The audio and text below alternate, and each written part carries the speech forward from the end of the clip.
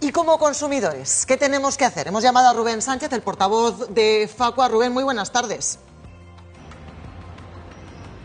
Hola, buenas tardes. ¿Qué tenemos que exigir los consumidores?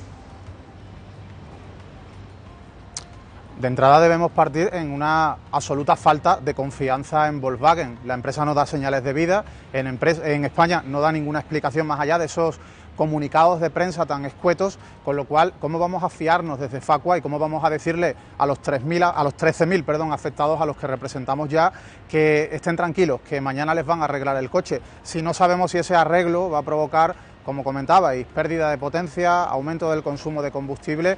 Lo mínimamente serio que debería haber hecho la empresa es montar ya una reunión con las organizaciones que representamos a afectados, que el Ministerio de Industria también tuviera relaciones con nosotros, que nos informaran algo, porque si no, difícilmente se va a recuperar por un lado la confianza en Volkswagen como marca, como grupo para comprarle coches, y por otro lado difícilmente esos cerca de 700.000 personas van a pensar que todo va a ir bien cuando lleven el coche al taller. Nosotros desde luego ahora mismo tenemos una gran preocupación en ese sentido, y si no nos dan garantías no vamos a recomendar a los usuarios que pasen por el taller, evidentemente. ¿Tienes preocupación tú y los ciudadanos? Te voy a lanzar algunas preguntas que hoy nos hemos encontrado en la calle. La primera, sobre las indemnizaciones.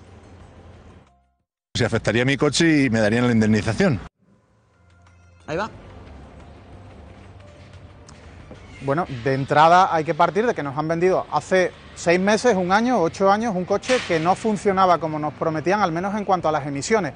Nos podemos sentir de alguna forma responsables de haber conducido coches que eran máquinas de contaminar, y eso podría suponer indemnizaciones si las reclamamos.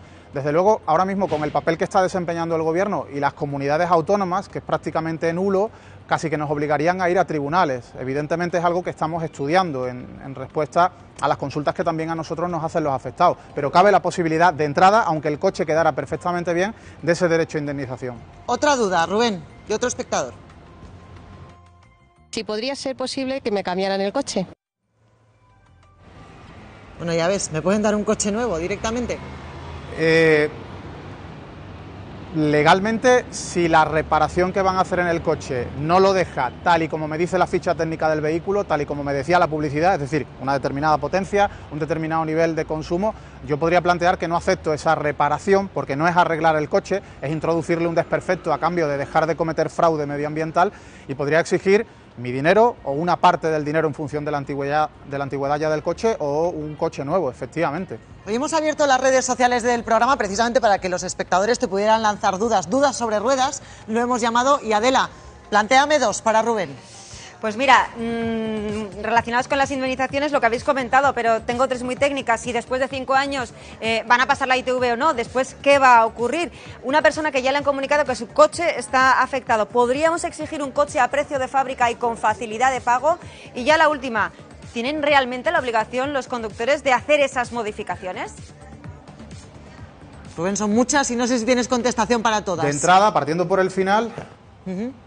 Sí, tenemos la obligación para cumplir la legislación medioambiental por culpa de Volkswagen. Podrían darnos otro coche o vendernos un coche a un precio mucho más económico o pagarnos dinero si al final, como digo, la reparación implica pérdida de prestaciones en el coche.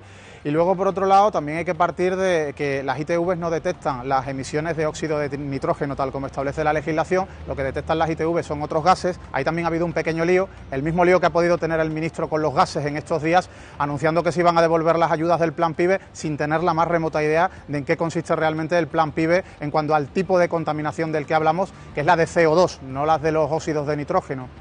Rubén Sánchez, gracias por aclararnos las dudas sobre qué tenemos que hacer en todo este proceso.